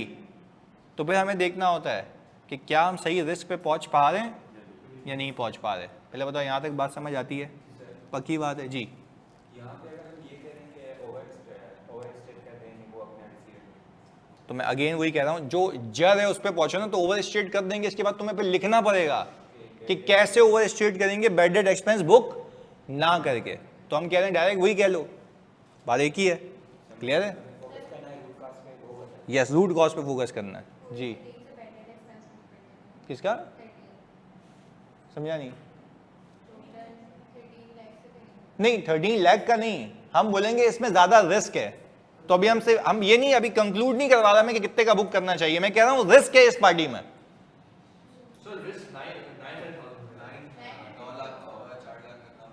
4 लाख का है तो सही ना, कम है। पर अभी यहाँ पे मैं ये कंक्लूड नहीं कर रहा कि कितने का करना है, हम अभी सिर्फ क्या कंक्लूड करते हैं, रिस्क है। फिर जब आगे ऑडिट करना सिखाऊंगा ना तो बताऊंगा अच्छा कितने का करना है, और फिर जब कितने का करना है उसके बाद हम देंगे रिपोर्ट कि अब ये हमारे हिसाब से सही है, ये हमारे हिसाब से गलत है। तो अभी तो हम पहले स्टेज पे बैठे हैं कि मसला कहाँ कहाँ हो सकता है, ये मसले निकाल रहे हैं अभी। फिर इसको ऑडिट करना भी सीखते हैं। ऑडिट करना तो हल्का फुल्का मैसेज सिखा दें ताकि वो इंटरेस्ट बना रहे कि आगे वेरीफाई कैसे होगा। क्लियर है? चलें। अच्छा, ऐसा हो सकता है कि ये मिस्टर ए जो है 31 दिसंबर के बाद अपनी सारी पेमेंट क्लियर कर दे, तो क्या रिस्क नहीं था? अब खत्म हो गया। किसने प्रूफ किया? मिस्टर ए ने नहीं, क्लाइंट ने। और क्लाइंट ने बोला कि देखो इसके पैसे, तो क्या वो बोलेगा मान लूंगा या बैंक स्टेटमेंट में देखूंगा? अच्छा, वो अगर मुझे लेजर में दिखा रहा है, नहीं लेजर तो उसका ही है ना। अबे कुछ भी एंट्री मार दे, एंट्री बनाने में क्या है, रिसीवेबल क्रेडिट बैंक। अबे तो बैंक में वाकई में आए या वो कहां से देखेंगे? बैंक स्टेटमेंट से। बात समझ आई? तो वो सबूत मिलेगा, दिस इज कॉल्ड एविडेंस, जिसके बिना पे आप क्या देते हैं? Assurance, reasonable assurance. तो अश्योरेंस देते हैं तो सामने वाले का कॉन्फिडेंस। अब आपने बोला कि हाँ भाई अब मिला है एविडेंस, तो हमारा रिस्क आइडेंटिफिकेशन गलत थी क्या? वो अपनी जगह बिल्कुल सही थी। पहले बताओ ऑनलाइन वाले बच्चों, यहां तक बात समझ आती है? जल्दी से जानी। रिवर्स नहीं होगा, इसके ऊपर बैड डेट एक्सपेंस बुक होगा, पर वो कितनी परसेंट से होगा वो आगे सीखते हैं। वो एजिंग बनेगी, बिल्कुल बिल्कुल ऐसा है। अच्छा, पहले बताओ जानी, यहां तक कोई मसला? रिस्क पैरामीटर भेजे में फिक्स हो रहे हैं? चलें जी, ओके। अब एक और चीज आगे। अच्छा, अब ये इतना इंपॉर्टेंट है अभी क्योंकि अब आगे सवालों में जाके ना ये आपको रेशोज कैलकुलेट करने होंगे। पर पहले मुझे श्योरिटी से बता दो आगे जाने से पहले, क्योंकि मैं केसेस पे केसेस ऐड करता रहूंगा, प्लीज मुझे खुदा के वास्ते बताओ यहां तक कहानी क्लियर है? पक्की बात है? ऑनलाइन वाले जल्दी बताओ प्लीज, सारे बच्चे जल्दी से, ताकि मैं आगे लेके चलूं। ओके, डन हो गया। अब आगे सुने, इंटरेस्टिंग चीजें तो अब आएंगी। यस, ये केसेस स्टडी मटेरियल है। अब आईकैप के शेयर डेस्क खोलोगे उसमें केसेस नहीं है, उसमें सिर्फ लिखा हुआ है 2 पेजेस पे, you need to understand entity environment. Entity में ऑपरेशंस को समझोगे, इसको समझोगे बस।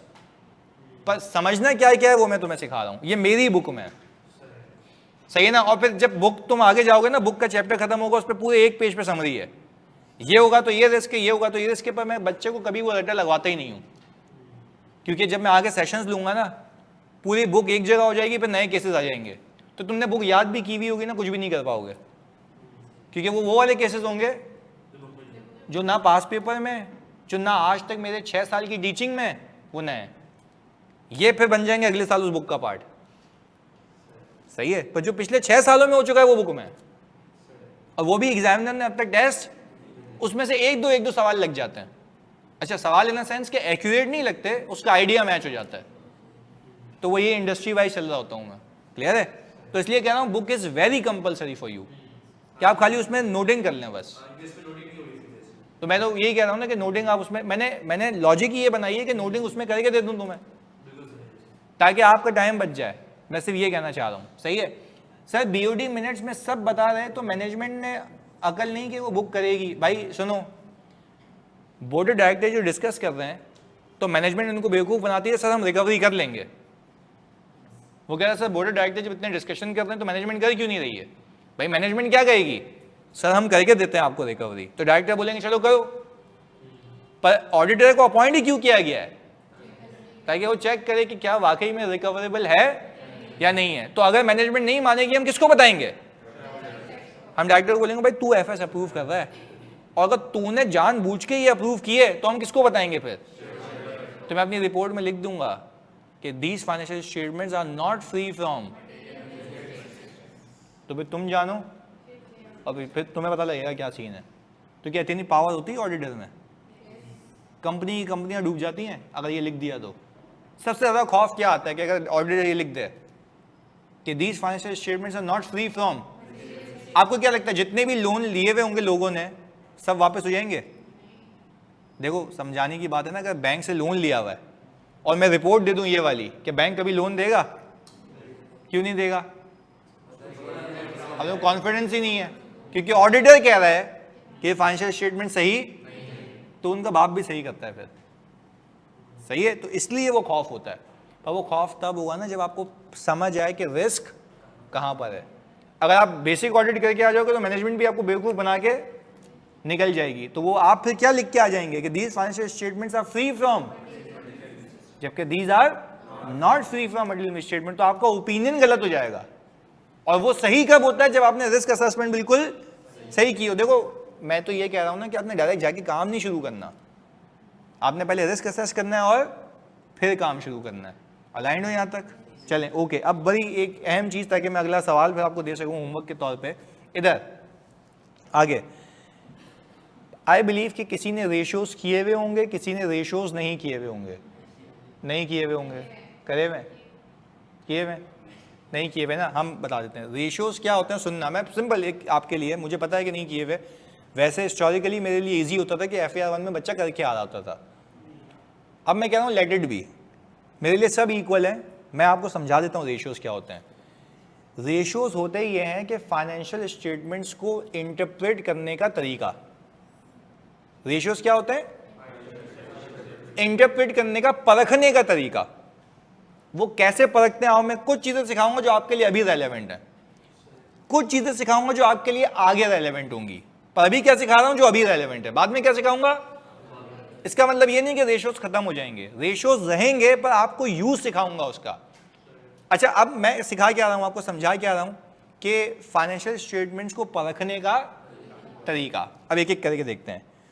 अच्छा, ट्रेड रिसीवेबल डेज का मतलब यह होता है कि मेरे रिसीवेबल कितने दिनों में रिकवर हो जाते हैं। यानी मैं लिख भी देता हूं यहां पे, रिसीवेबल कितने डेज में रिकवर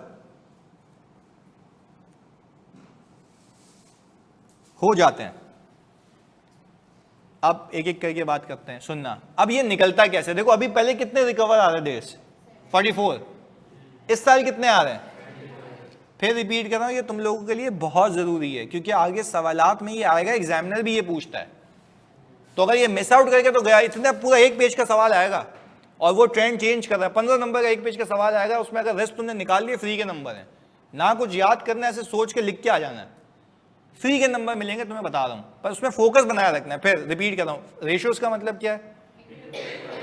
फाइनेंशियल स्टेटमेंट्स को परखने का, इंटरप्रेट करने का तरीका, कि उसको देख के समझ क्या आ रहा है। अच्छा, फिर मैंने आपको एक चीज ऐड की आपकी जिंदगी में कि ट्रेड रिसीवेबल डेज का मतलब होता है कितने दिनों में रिसीवेबल रिकवर हो जाता है। अलाइंड हो? अच्छा, अब मैं एक काम कर रहा हूं, ये जो सेल्स दी हुई है आपको, ये वाली कितनी दी हुई है? 3.6 मिलियन की। ऐसा ही है भाई, 3.6 मिलियन की। अच्छा, जरा आप एक काम करें, 3.6 मिलियन को डिवाइड करें 432,000 से। यहां पे कर रहे हैं 3.6 मिलियन डिवाइडेड बाय 432,000। अच्छा, यहां पे बने रहना है, हिलना नहीं है स्क्रीन से। 8 पॉइंट ये आ रहा होगा तुम्हारा। इसका मतलब क्या है? सुनना, सेल्स फॉर द ईयर होती है, सोचने का तरीका सिखा रहा हूं। सेल्स फॉर द ईयर होती है और रिसीवेबल बचा कुचा होता है उस पूरे साल की सेल में से। रिसीवेबल बचा कुचा होता है उस पूरे साल की। यहां तक अलाइन है तो आगे बात करूंगा। सेल पूरे और रिसीवेबल बचा कुचा होता है उस पूरे साल की। तो क्या मैं ये कह सकता हूं कि पूरे साल मैंने 3.6 मिलियन की सेल की है, उसमें से सिर्फ 432 बचा हुआ है, तो इसका मतलब ये है 8.333 टाइम्स मैं पैसे रिकवर करके बैठा हुआ हूं वापस से। देखो यही तो बेसिक तुम्हारे दिमाग में फिक्स करनी ना, ताकि रीजन देखो रेशियोज तुम रटा लगा के तो आ गए सही है भाई इतने दिन में रिकवर हो जाते हैं, उसका असल मतलब क्या है वो सीख लो ऑडिट की जबान में सुन लो। मैंने कहा अगर मेरी सेल पूरी 3.6 मिलियन है पूरे 12 महीने की, और पूरे 12 महीने में से सिर्फ इतना पैसा बचा हुआ है जो कि रिसीवेबल में है, तो पूरे साल की सेल मैंने कितने टाइम्स रिकवर की है, यानी 8.3333 टाइम्स मैं अपनी सेल को रिकवर करके बैठा हूं। नहीं ये नहीं, ये गलत इंटरप्रिटेशन है। मैं कह रहा हूं पूरे साल जितनी भी सेल की है ना, उस पूरे साल मुझे 8 बार पैसे मिले। यस 10 बार सेल की तो उसमें से 8 बार मिल गए पैसे। बात समझ आ रही है? फिर रिपीट कर रहा हूं, 8.33 टाइम्स रिकवर कर ली है, 8.33 टाइम्स। ये टाइम्स कितनी बार आपने अपनी सेल रिकवर की है, तभी तो इतने बच गए। देखो अगर मैं पूरी साल रखूं 12 महीने, पूरे 12 महीने की सेल में से 432 बचा हुआ है, तो इसका मतलब है मैंने देखा पूरे साल में से कितने टाइम्स मैंने रिकवरी की होगी, 8.33 टाइम, तभी तो इतना बचा है।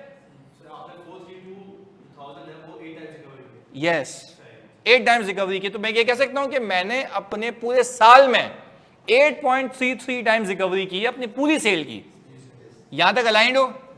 चलें आगे सुने। अब अगर मैं ये करूं कि मैं यूं कर लूं इसको कि मैं 365 जो पूरे साल के डेज हैं इसको डिवाइड कर दूं 8.333 से, कितना आता है? 43.8, यानी अप्रोक्सीमेटली 44। क्या हम ये कह सकते हैं कि अगर मैं पूरे 365 दिन में 8.33 टाइम्स रिकवरी कर रहा हूं तो कितने दिनों में रिकवरी कर रहा हूं? 44 डेज में। यानी क्या मैं ये कह सकता हूं कि भाई मैं पूरा साल, समझने की बात है, लंबी करके समझिए, इसका शॉर्टकट फॉर्मूला भी है, पर यूं करें अगर हम कि पूरा साल अगर 365 दिन का है और मैं 8 बार रिकवरी करता हूं तो कितने दिनों में रिकवरी करता हूं? 8 टाइम्स। 365 दिनों में अगर 8 टाइम्स रिकवरी करता हूं तो एक रिकवरी कितने दिन में होती है? अलाइंड हो? ऑनलाइन में तो जल्दी बताओ, खुदा की कसम है यहां तक अलाइंड हो कि पूरे साल में अगर मैं 8 बार रिकवरी करता हूं तो 365 दिन में पहली रिकवरी कितने दिनों में होती है?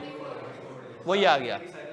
यस एक रिकवरी साइकिल 44 डेज की है। अच्छा इसको निकालने का एक तरीका ये भी है कि सिंपल ट्रेड रिसीवेबल को रेवेन्यू से डिवाइड करो और 365 से मल्टीप्लाई कर दो, इसी फॉर्मूले को इन्वर्स करके देखो, कितना आता है?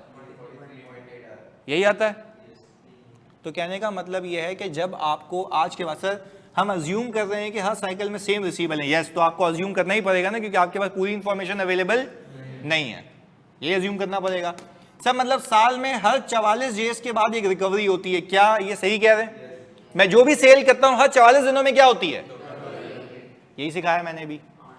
चलें डेज बढ़ जाएंगे। अच्छा तो अब यहां पे सुनना है, पिछले साल के डेज कितने हैं, इस साल के डेज कितने हैं? क्या हम ये कह सकते हैं अब हमारे पैसे फंसते जा रहे हैं? अब हमारे पैसे, क्योंकि पहले हम 44 दिनों में रिकवरी कर रहे थे, अब यानी इसका मतलब है मेरी जो टाइम्स हैं, क्लियर है? पहले मैं ज्यादा मर्तबा पूरे साल की रिकवरी करता था, अब मैं कम मर्तबा कर रहा हूं, तभी तो मेरे डेज क्या हो रहे हैं? ज्यादा हो रहे हैं। तो मुझे एक बात बताओ जल्दी से आप लोग कि जब ऐसे हालात वाकयात आपको दिखें तो आपको ये नहीं लगता कि आपके रिसीवेबल्स की रिकवरी का रिस्क है? आपके रिसीवेबल की, देखो इसको लिखने का तरीका मैंने क्या बताया, डेटर days have been increase from, क्या लिखूं यहां पे फ्रॉम में? 275 days. There is a risk of an under statement of, कहता सीधा सीधा रिस्क निकल के आएगा सामने, पर सब्जेक्ट टू कि आपको ये एनालिसिस आते हों। सिर्फ तसल्ली के लिए मुझे बताओ कि अगर मैं इस साल के टाइम्स निकालूं, यानी करंट ईयर के 2023 के, तो कितने टाइम आते हैं? मैं यहां पे रख दूं ऊपर कितना, 4 मिलियन, 8,20,000, 4. अच्छा अब तुम लोग मुझे बताओगे पिछले साल तुम पूरे साल में कितनी बार रिकवरी कर रहे थे, अब कितनी बार कर रहे हो, यानी उसका हाफ, उसका यानी अब तुम्हारे पैसे लगता है जब तुम बेचते हो ना तुम्हारे पैसे की रिकवरी देर देर से हो रही है, तभी तुम्हारे टाइम्स क्या हो गए। तो अगर मैं ये बोलूं कि भाई मुझे बताओ 365 दिनों में अगर मैं 4.87 टाइम्स रिकवरी कर रहा हूं तो मैं कितने दिनों में एक रिकवरी कर रहा हूँ, 70 या 75 डेज कर लो, 74.8 या 75, तो क्या हम ये कह सकते हैं मेरे डेज डबल हो गए। तो इसका मतलब ये है कि भाईजान हेलो आप जो चीज़ें बेचते जा रहे हो ना उसके पैसे वापस, तो क्या सेल नहीं कर रहे हो पर आपके पैसे फंसते जा रहे हैं, बैड डेट का रिस्क है। अब मैं क्लाइंट के पास जाऊंगा, मैं बोलूँगा भाईजान हेलो इधर आओ, मुझे बात बताओ क्या आपने क्रेडिट पॉलिसी को पढ़ाया है, बोलेगा नहीं तो जानी वही है। मैंने कहा थैंक यू सो मच वही है। बोलेगा आपको कैसे पता, मैंने कहा भाईजान डेज निकालें, तभी तो मैंने कहा फाइनेंशियल स्टेटमेंट्स को इंटरप्रेट करने का तरीका कि कैसे हो रहा है। नहीं अगर वो कहता है क्रेडिट पॉलिसी हमने चेंज की है तो मैं कहा सही है। मैंने कहा कितनी हो गई, बोलेगा भाई हम पहले 30 दिन देते थे अब 60 दिन पे चले गए। मैंने कहा फिर भी कितने दिनों में आ रहे हैं, अभी भी आउट हो। देखो एक बंदा कहे ना कि मेरी जो रिकवरी साइकिल है यानी मेरा जो क्रेडिट पीरियड है वो 60 दिन है और मेरे एग्जैक्ट डेट 60 दिन आ जाए मुझे कोई रिस्क नहीं है। क्यों, क्योंकि इसको 60 दिन पूरे नहीं हुए। हम तो कह रहे हैं रिस्क तब है, बिल्कुल क्लैरिटी है भाई, पक्की बात है। ऑनलाइन में तो जल्दी बताओ बात समझ आती है। अच्छा आयान कह रहे हैं सर फेक सेल का भी रिस्क हो सकता है ना, क्योंकि वो कह रहे हैं कि भाई सेल बुक किए जाओ रिसीवेबल घुमाए जाओ उसके अंदर, डेफिनेटली हो सकता है। पर अभी हम यहाँ पे सेल पे फोकस कर रहे हैं या रिसीवेबल पे, अभी हम उसकी बात कर रहे हैं। अदर कोई फैक्टर होगा तो हम इससे मिला के बोल सकते हैं, पर अभी कोई और फैक्टर हमें नजर नहीं आ रहा। क्लियरिटी है, पक्की बात है। चलो बताओ पहले बताओ अल्लाह को हाजिर नाजिर जान के डेज वाला मामला क्लियर है। अच्छा अब आपने सिंपल फॉर्मूला यूज करना है। आप यूं बोलो कि पूरे साल की सेल में से रिसीवेबल मेरा कितना परसेंट है 365 दिन में, सिंपल यूं याद रखो, रिसीवेबल ऊपर रखो सेल्स को मल्टीप्लाई बाय 365। क्लियर है, यह आपको बता देगा पूरे साल की सेल में से कितना परसेंट मेरा रिसीवेबल बच जाता है 365 दिनों में, तो आपको डेज मिल जाएंगे। अलाइंड है, पर मैंने आपको एक्चुअल लॉजिक बता दी टाइम्स की कि कैसे निकलता है। अलाइंड हो भाई, ऑनलाइन में तो जल्दी बताओ यहां तक अलाइंड हो तो आगे चलें। ऐसा हो सकता है कि क्या कह रहा है भाई, अपना माल किसी और के वेयर हाउस में रख दे और सेल्स और इन्वेंट्री दोनों एडजस्ट कर दे, अगले साल फिर वापस सेल्स रिटर्न बुक कर ले। ऐसा मैंने कुछ सिखाया भी, कुछ ऐसी मैंने तफरीह की। तो मैं ये कह रहा हूँ कि जब हमने ऐसी कोई बात ही नहीं की है तो ऐसा हो सकता है, हम क्यों सोच रहे हैं। हम तो वो कह रहे हैं कि वो सीखो जो मैंने सोचना सिखाया। ये तो बहुत बहुत सारी चीज़ें हैं कि जो ये भी कर लूँगा वो भी कर लूँगा सब कर लूँगा, बस सब करने के तरीके होते हैं ना। ऐसा ही है ना, कहीं को तुम बोले चांद पे जाके बैठ जाऊँगा, अब पता नहीं तुम चांद किसको कहते हो, बैठ तो जाओगे तुम जाके। सही है ना भाई, मतलब सवाल है, थोड़ा सा सब्र सुकून तामुल से हिसाब से चल रहे हैं। मैं यहाँ पे डेट से कर रहा हूँ, बोल रहा मैंने किसी और के वेयर हाउस में अपना माल रख दिया हो। अबे तो भाई ये वो कॉन्सेप्ट ही नहीं है ना, वो रेलेवेंस है, माल वहाँ रख के आ गया। जी जानी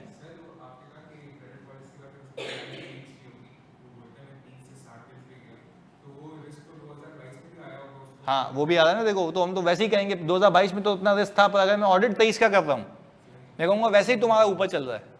यानी कुछ रिसीवेबल ऐसे हैं जो फंसे हुए हैं, जो टाइम पे पेमेंट, तो उसके लिए तो एजिंग मांग लूंगा। एक यहाँ से पकड़े में आता है, एजिंग से पकड़े में आता है, फ्लड हो गया, न्यूज आ गई, ये सारे रिसीवेबल के रिस्क हैं।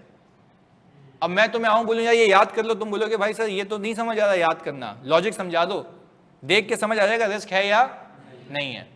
अगर एक पेज पे लाने की बात करो तो फिर तो याद करने वाली बात हो गई ना, कि भाई बैंक करप्ट हो गया, डायरेक्टर डिस्कस कर रहे हैं, एजिंग में आ रहा है, भाई मैं याद क्यों करूं। हम तो ये सीख रहे हैं कि लॉजिकली सीखते हैं, जो डेटा जिसमें गिवन होगा हम वैसे परखेंगे उसको। क्लियर है, ये बात है। अगर बेंचमार्क करके जाओगे अल्लाह ना करे पेपर में नहीं आया ना, तो तुम्हारी एक्सपेक्टेशन हर्ट हो जाती है कि यार मैं तो ये करके आया था, इसमें तो कोई रिस्क ही नहीं आ रहा। आप ओपन माइंड के साथ जाओ, आने तो जो आता है सवाल रीड करके उस वक्त समझूंगा इंडस्ट्री में क्या मसला चल रहा है, कंपनी में क्या मसला चल रहा है, रिस्क लिख के आऊंगा। सही है, हम उसके लिए प्रिपेयर हो रहे हैं, डन है। चलें, अच्छा भाई सर हो सकता है कि कम टाइम रिकवरी हो लेकिन अमाउंट ज्यादा हो, तो बेटा यहाँ पे आ जाएगा ना वो सामने, कम टाइम्स रिकवरी हो पर अमाउंट, पर फिर रिसीवेबल की अमाउंट भी ज्यादा होगी ना, ये तो आपको ट्रू पिक्चर देगा, जो आपको बता देगा कितने टाइम रिकवरी हो रही है और फिर कितने दिनों में हो रही है, हमें तो वो देखना है।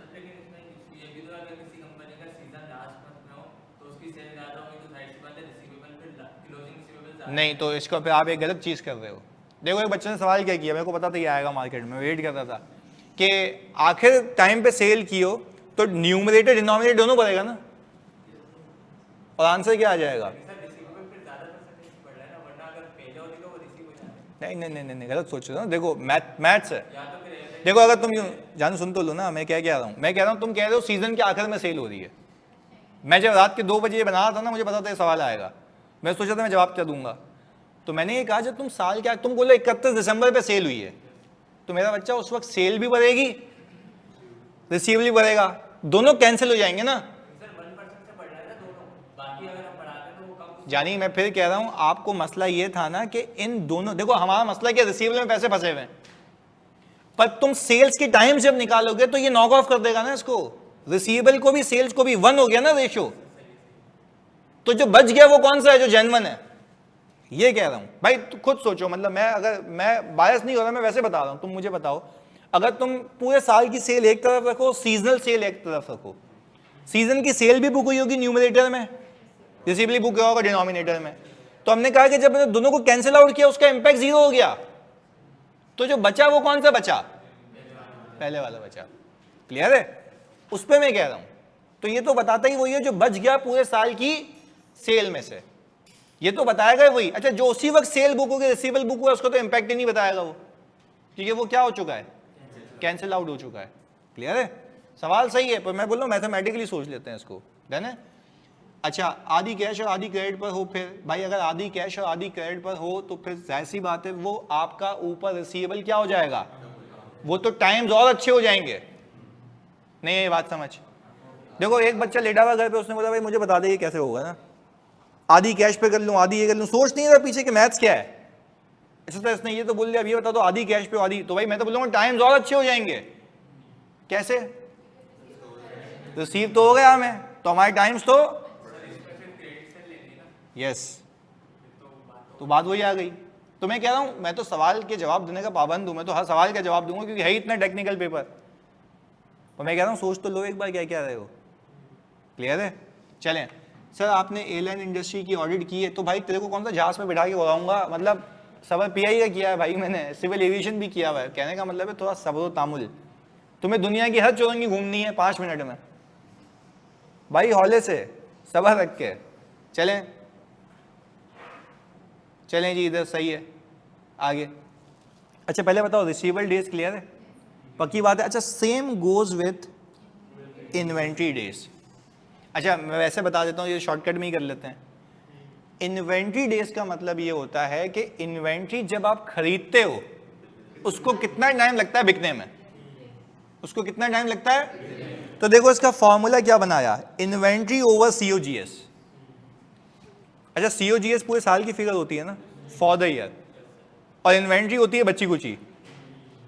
नहीं ये बात समझ, बैलेंस शीट में इन्वेंट्री होती है बच्ची कुची क्लोजिंग, और सीओजीएस होती है पूरे। तो क्या हम ये देख सकते हैं कि पूरे साल की सीओजीएस के मुकाबले में मेरी इन्वेंट्री कितनी बची हुई है, कितने दिनों में, 365। तो अगर मैं ये कह रहा हूं कि मेरे पिछले साल एक इन्वेंट्री 25 दिनों में बिक रही थी, तो इस बार कितने दिनों में बिक रही है, 58 डेज में बिक रही है। तो मुझे एक बात बताओ, अगर 58 डेज में बिक रही है तो उसका मतलब है कुछ इन्वेंट्री ऐसी है जो पाइल अप होती जा रही है, मसला है। तो क्या ऑब्सोलीट इन्वेंट्री का मसला आ गया? तो सर वो तो डिफेक्टेड बैच गुड्स भी बनाने से आता है, तो वो अलग है, वो अलग मैटर है। अच्छा सैलाब आ गया, खराब हो गई, वो अलग मैटर है। तो क्या हम सब याद कर लें या सोच लें? तो यानी अगर आपको ऐसा डेटा गिवन हो मेरे बच्चों एग्जाम के अंदर, तो क्या आप उसको यूज कर लोगे? डेज कैलकुलेट करने होते हैं, दे दे तो क्या ही बात है। अच्छा देखो एक चीज बताता हूं तुम लोगों को, सवाल उसने दिया, सीए फाइनल की बात बता रहा हूं, C56 पढ़ाता हूं ना मैं, सुनो। वहां पे उसने सवाल दिया कि डेज वे सब निकाल के दे दिए। अच्छा बच्चा चौड़ा हो गया, बच्चा ने डेज निकालूंगा, उसने बोला ये ले ले, ये सारे डेज दे दिए, रिस्क भी बता दिए। उसने बोला आप बता पूछेगा क्या क्लाइंट से, कैसा गेम किया उसने। बच्चे ऐसा खुश होके गए, बच्चों ने बोला ओहो डेज आ गए दादा, मजा आ गया। नीचे गए, नीचे जाके देखते हैं रिस्क भी दे दिए भाई ने। बोला अब ये डेज है, ये रिस्क है और समझो यही रिस्क है, इसके अलावा जो तुम्हें दिखते हैं वो भी होशियारी नहीं करनी। भाई हो सकता है ना और निकाल ले बच्चा। उसने बोला इसके आगे जाना ही नहीं है। अगर ये रिस्क है तो तुम क्लाइंट से क्या इंक्वायरी करोगे। तो मैं तुम्हें ये भी सिखाऊंगा क्योंकि वो आ चुका है सवाल, कैफ में भी है ना, कैफ में लिखा हुआ है आप रेलेवेंट इंक्वायरीज बताएं क्या करेंगे। वो तो बुक में तो सिर्फ ये लिखा हुआ है रेलेवेंट इंक्वायरीज करेंगे। अब रेलेवेंट इंक्वायरीज कौन सी होंगी, किस इंडस्ट्री की होंगी, किस मुद्दे पे होंगी, वो तो हम सिखाएंगे। देखो ये बात समझ लो कैसे सवाल आ सकता है कि आप यहाँ पे मशहूर तैयारी करके गए। देखो एक बच्चा है जो बुक से याद करके जाता है, वो तो वैसे ही फाड़ेगा पैदल दुनिया से, क्योंकि वो तो पेपर उसका बाप भी नहीं कर सकता जो पेपर पूछ रहा है। मैं कह रहा हूं तुम इतना टेक्निकल सीख के चले गए मुझसे कि तुम्हें रिस्क भी निकालने आते हैं, तुम्हें रेशियोज भी आते हैं, तुम्हें सब आता है। वो बोले ये ले मैंने तेरे को दे दिया सब, अब तू बता इसमें पूछेगा क्या, वो भी क्लाइंट्स है, तो वो भी हमें देखना है। सही है, तो मैं तुम्हें वो सोचने का तरीका दे रहा हूं कि भाई सही है, एक एक स्टेप है पूरा ऑडिट का। तो मैं इसलिए कह रहा हूं सुकून से रहना है, जल्दबाजी नहीं करनी है। जल्दबाजी हम तब करेंगे जब हमारी बेसिक्स क्या हो जाएंगी, स्ट्रांग हो जाएंगी। फिर हम बात करेंगे हाई लेवल से, ऐसे भी तो कर सकते हैं हम, पर उस सोचने के काबिल तो हो जाए। अभी तो मैं तुम्हें रेशियो समझा रहा हूँ, ये समझा रहा हूँ, ये समझा रहा हूँ, तो सुकून से चलते हैं। तो पहले बताओ जानी, आज की बात यहाँ तक क्लियर है?